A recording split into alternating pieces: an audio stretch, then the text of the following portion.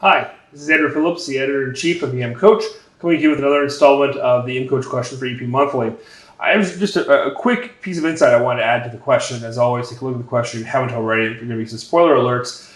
The question gets into how you should be viewing patients with epididymitis if they are young or old. And the thing that I really want to point out is that you can't just go by that age. Here's where that sometimes awkward history to get from people is really important, because just because someone is of a younger age and is thus more likely to have epididymitis secondary to an STI, depending on the sexual practices they have, they're also at higher risk for enteric organisms. Same thing if someone is on the older side and may be more likely to have an enteric organism from like a UTI causing epididymitis, they still are certainly at risk for STIs. We've all occasionally seen those nursing home patients who wind up with an STI, and although that may not be part of a common expectation in culture, it happens. So getting a good social history on what their sexual practices are when they have epididymitis is important for providing the proper medication, because if they're looking for those enteric organisms, you're going to need more than the 250 milligrams of ceftriaxone. And if you give the levofloxacin or ofloxacin,